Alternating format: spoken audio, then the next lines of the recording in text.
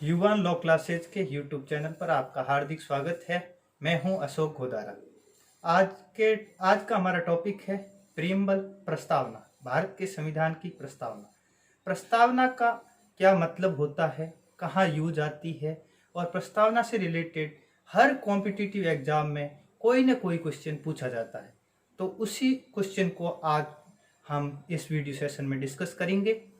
इस प्रस्तावना का मतलब होता है किसी भी एक्ट का एक्सटेंट, उस एक्ट का क्या मकसद था, क्या ऑब्जेक्ट था, क्या नेचर था, क्या उसका एक्सटेंट है और कब लागू हुआ, किन पर लागू हुआ, ये सारी की सारी चीज़ें जिसमें बताई हुई होती है वो होती है प्रस्तावना। प्रस्तावना का एक बेसिक रूप में हम देखें तो इसका मतलब होता है कि एक आईना जिससे उसका एक ओवरव्यू है जो हमको प्रस्तावना देखते ही पता चल जाए। अब भारत के संविधान की प्रस्तावना की बात करते हैं तो भारत के संविधान की प्रस्तावना है वो शुरू होती है हम भारत के लोग, we the people of India.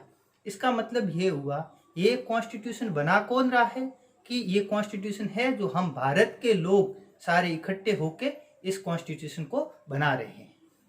किन के लिए बना रहे हैं कि हम भारत के लोगों के लिए, हम भारत के लोग इकट्ठे होकर ये कॉन्स्टिट्यूशन बना रहे हैं।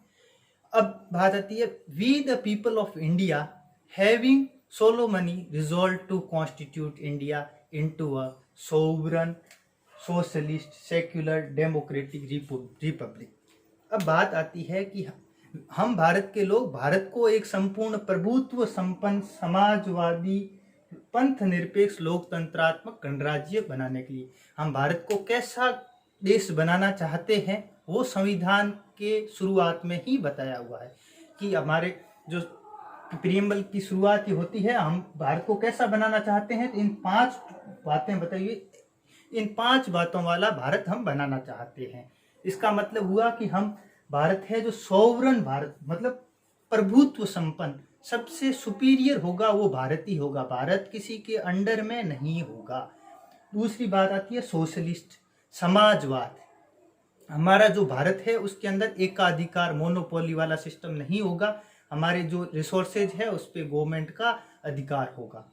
तीसरा बात कहता है सेक्युलर। सेक्युलर का मतलब होता है पंथ निरपेक्ष। जैसे जो भारत है, भारत खुद का कोई रिलीजन नहीं है, भारत जो देश है देश का कोई धर्म नहीं है, वो हर धर्म को प्रोटेक्ट करता है। फिर आता है डेमोक्रेसी, लोकतंत्रात्मक। डेमोक्रेसी का मतलब जो हमारे प्रतिनिधि होंगे, जो भारत के पॉलिटिकल लीडर्स होंगे वो सारे के सारे इलेक्टेड होंगे, वो वंशवाद के रूप में नहीं होंगे जैसे राजा का बेटा राजा, वो सिस्टम यहाँ नहीं है। यहाँ जनता जिसको चुन के भेजेगी वही हमारा नेता होगा। और फिर होगी रिपब्लिक। रिपब्लिक यानी गणतंत्र।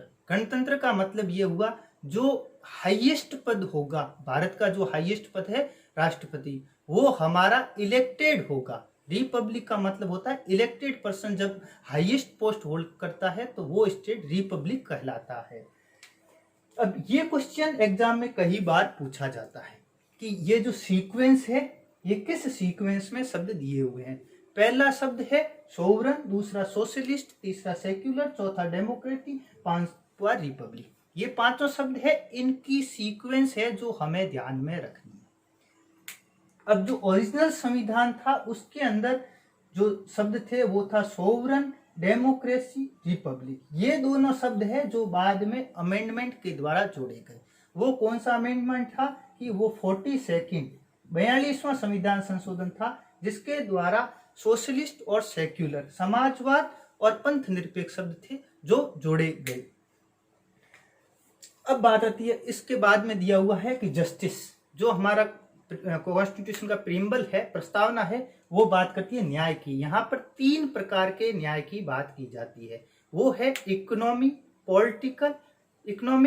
Political and social. ये 3 प्रकार के जस्टिस की बात की जाती है। सामाजिक, आर्थिक और राजनीतिक न्याय की बात करता है। फिर आता है लिबर्टी। लिबर्टी मीनी स्वतंत्रता। फिर हमारा कॉन्स्टिट्यूशन है, ये जो प्रीएम्बल है वो करता है स्वतंत्रता की बात।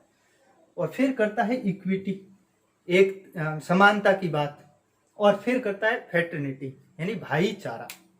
अब ये बात आती है, ये एग्जाम के अंदर एक क्वेश्चन पूछा जाता है, जस्टिस, इक्विटी और लिबर्टी, ये जो कॉन्सेप्ट है जस्टिस, इक्विटी और लिबर्टी का कॉन्सेप्ट है न्याय, स्वतंत्रता और समानता का जो कॉन्सेप्ट है वो कहाँ से लिया गया? ये जो कॉन्सेप्ट है जो फ्रेंच रिवॉल्यूशन से लिया गया, फ्रेंच रिवॉल्यूशन हुआ था उससे ये कॉन्सेप्ट लिया गया। अब बात आती है लास्ट में, कहता है यूनिटी और integrity of the India. Integrity शब्द है जो भी 42nd अमेंडमेंट था उससे जोड़ा गया। जो इंटीग्रिटी शब्द है वो भी 42nd अमेंडमेंट था उसके द्वारा जोड़ा गया। और अंत में कॉन्स्टिट्यूशन है वो कहता है 26 इन डे ऑफ 26 नवंबर 1949 ये जो कॉन्स्टिट्यूशन है अडॉप्ट, इनेक्ट और ओवरसेल्फ लिया जाता है। इसको अडॉप्ट किया जाएगा, अंगीकृत किया जाएगा। ये वो किस डेट को? तो 26 नवंबर 1949 को इस कॉन्स्टिट्यूशन को अडॉप्ट किया गया। कौन सी डेट को अडॉप्ट किया गया? तो अडॉप्ट करने की डेट थी 26 नवंबर 1949 को। अब इनके कॉन्सेप्ट है उनको हम डिटेल में देखते हैं। डिटेल में देखते हैं, इसमें कई कॉन्सेप्ट है जिनको डिटेल में देखने की जरूरत है। उसमें एक है सेक्युलर। इंडिया में जब सेक्युलर की बात आती है तो उसका मतलब, सेक्युलर का मतलब होता है पंथ निरपेक्ष। लेकिन यहाँ जैसे पंथ निरपेक्ष का मतलब हो गया स्टेट का कोई रिलीजन नहीं है। लेकिन हम इसको डिटेल में पढ़ते हैं तो इसका मतलब ये होता है कि हमारे स्टेट है, भारत का तो कोई रिलीजन नहीं है, लेकिन भारत के नागरिकों का अपना अपना रिलीजन है। उस रिलीजन को वो फॉलो करने के लिए फ्री है, उसमें स्टेट इंटरफेयर नहीं करेगी और उनको प्रोटेक्ट करेगी अपना रिलीजन फॉलो करने के लिए। फिर आती है बात डेमोक्रेसी की।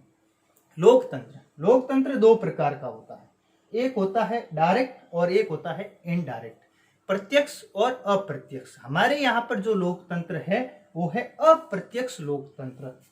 अप्रत्यक्ष या इनडायरेक्ट लोकतंत्र है जो हमारे यहाँ पर प्रिवेल करता है। इनडायरेक्ट लोकतंत्र का मतलब ये हुआ कि जो हम रिप्रेजेंटेटिव चुन के भेजते हैं वो आगे हमारे राष्ट्रपति और प्रधानमंत्री का चुनाव करते हैं।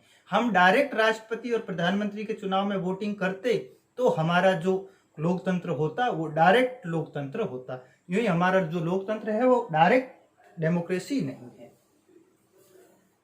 अब इसके बाद एक एग्जाम में क्वेश्चन पूछा जाता है कि संविधान में कितनी बार अमेंडमेंट किया गया, प्रीएम्बल में कितनी बार संशोधन किया गया। अब प्रीएम्बल में संशोधन की बात आती है तो प्रीएम्बल में एक बार संशोधन किया गया है, और वो कौन सा संशोधन था कि वो 42nd संशोधन था, 42वां संविधान संशोधन था। ये कब हुआ था? तो ये याद रखना है 1976 में किया गया। ये तीन चीजें आपको याद रखनी है। एक तो है कि संविधान कितनी बार संशोधन हुआ है, कि संविधान में एक बार संशोधन हुआ है। वो कौन सा संविधान संशोधन था कि वो 42वां संविधान संशोधन था। उसके द्वारा कौन से नए, वो कब हुआ?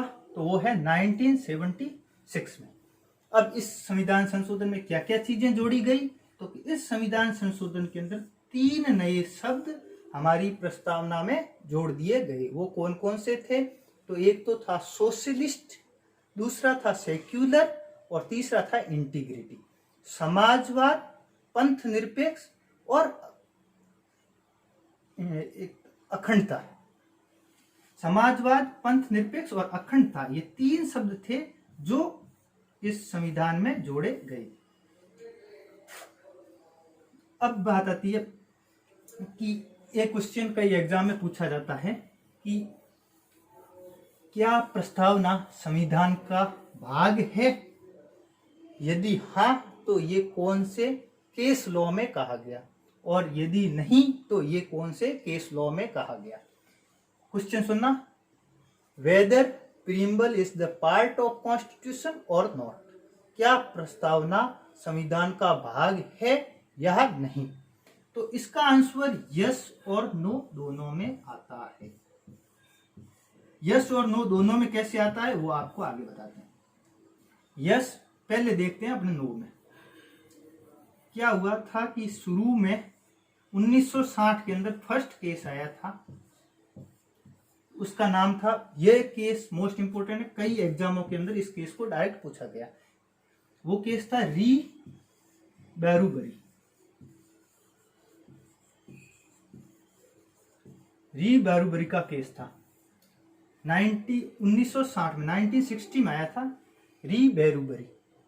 री बैरूबरी इसको इसलिए कहते हैं, ये डायरेक्ट ना होके ये जो राष्ट्रपति के द्वारा सुप्रीम कोर्ट में जो रेफरेंस किया जाता है, ये रेफरेंस के द्वारा केस आया था, इसलिए इसकी साइटेशन है जो री बैरूबरी के नाम, री का मतलब होता है रेफरेंस, री बैरूबरी के नाम से इसकी साइटेशन है। इसमें सुप्रीम कोर्ट ने क्या प्रिंसिपल ले डाउन किया था कि इस केस के अंदर सुप्रीम कोर्ट ने प्रिंसिपल ले डाउन किया था कि preamble is the not a part of constitution. Preamble है जो संविधान, प्रस्तावना है जो संविधान का अंग या भाग नहीं है।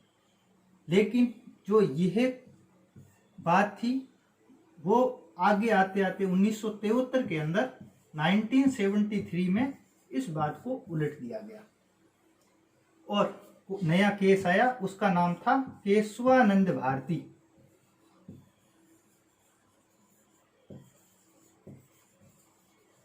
Keshavananda Bharati versus state of Kerala.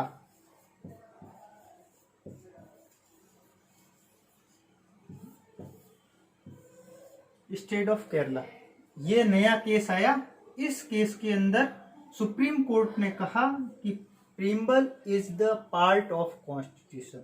जो पहले कहा था कि प्रीम्बल संविधान का भाग नहीं है, उस चीज को उलट दिया और कहा कि जो प्रस्तावना है वो संविधान का भाग है या अंग है।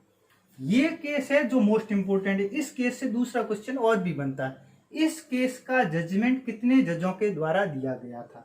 तो इस केस का जो जजमेंट है वो 13 जजों के द्वारा दिया गया था। आज तक भारत के इतिहास में सबसे हाईएस्ट जजों की बेंच इसी जजमेंट में बैठी थी। इसके बाद कभी भी इतनी बड़ी बेंच के द्वारा जजमेंट नहीं दिया गया। उस टाइम 13 जजेस थे और 13 के 13 जजेस इस केस को डिसाइड करने के लिए बैठे थे। इसमें कई प्रिंसिपल हेल्ड किए गए और संविधान हम पढ़ते हैं, संविधान के कई पार्टों के अंदर इस केस का जिक्र आता है।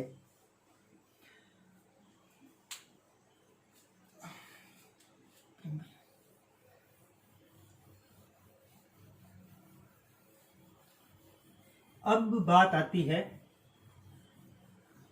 इसके बाद में एक क्वेश्चन और पूछा जाता है कि जो संविधान के अंदर भारत शब्द है, संविधान के अंदर भारत शब्द या इंडिया, ये कितनी बार यूज लिया गया है? भारत या इंडिया शब्द है जो कितनी बार यूज लिया गया है, ये क्वेश्चन भी एग्जामों में पूछा जाता है, लेटेस्ट ट्रेंड में देखा गया है। तो उसमें देखना है कि भारत शब्द है जो 2 बार यूज लिया जाता है। प्रस्तावना के अंदर जो भारत शब्द है उसको 2 बार यूज लिया गया है। कब कब लिया गया है? कि we the people of India having resolve to constitute India.